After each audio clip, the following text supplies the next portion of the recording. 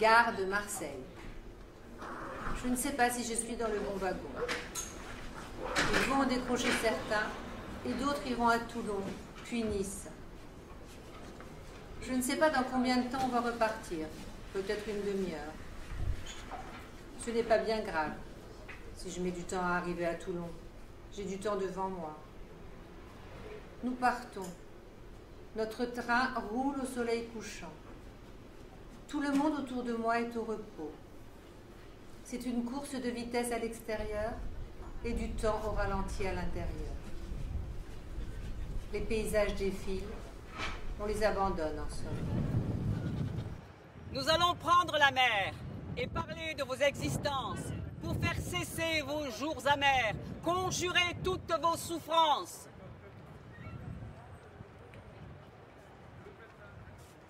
Des bateaux se sont succédés pour mettre à quai des servitudes, pour avilir vos destinées et combler toutes leurs certitudes.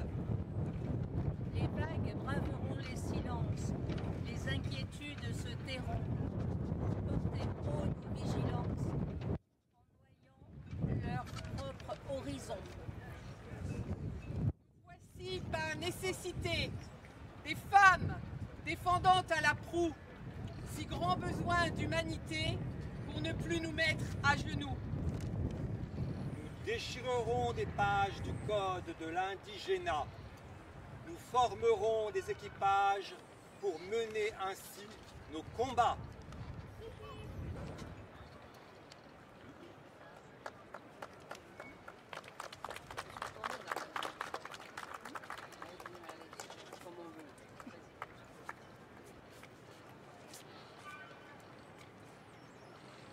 Nous allons prendre la mer. Il a de l'eau. Le plus important, c'est l'eau. Il commence à prier doucement en se recueillant dans l'intimité de sa croyance. Il est en face de moi, je l'entends. Il a pris une cigarette et a encore prié avant de l'allumer. Ça sent l'œuf, la banane et les dattes. No Japan extradition. No Japan extradition. No Japan extradition.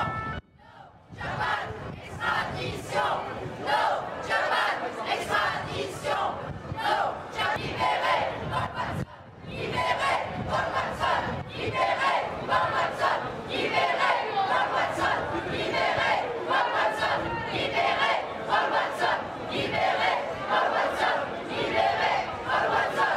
Libéré Paul Watson. À chaque fois, il m'offre.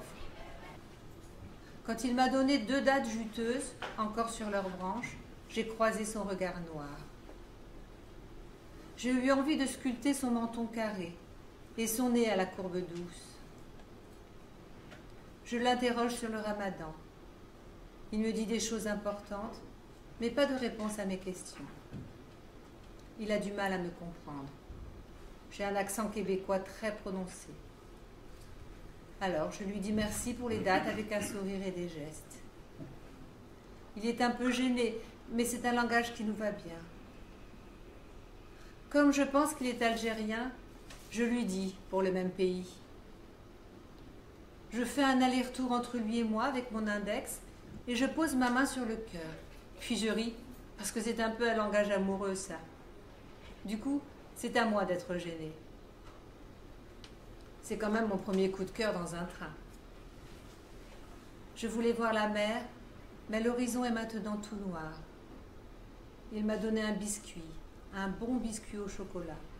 Je casse mon jeûne de gourmandise. J'ai 34 ans et je reviens au pays. C'est à cet âge-là qu'aurait dû rentrer mon père. Là-bas où il était, les wagons ont tous été décrochés. Il est resté à quai.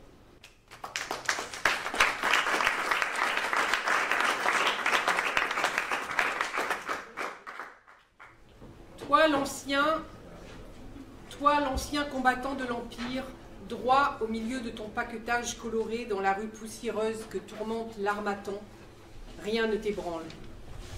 Tu as dans ton regard une once de malice, une souveraine légèreté stoïcienne.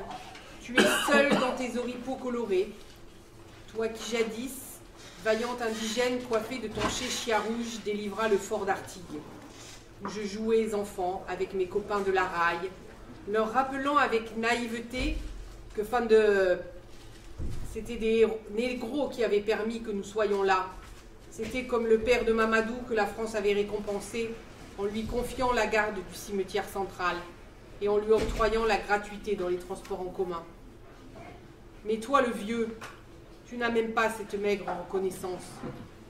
Je te salue, l'ancien soldat de l'Empire, combattant de la liberté, disait-il, dont nul ne se souvient, ni les ministres avaricieux de feu l'Empire qui te refusent une digne pension, ni les dirigeants de ton pays maintenant indépendant. Et tu es là, seul, dans ces immondices avec ton barda, droit et noble, au mi-temps de ton paquetage dans la rue que tourmente l'Harmattan. Je te salue, en mémoire de mes fiertés d'enfance. Je te salue. Accepte ce mausolée.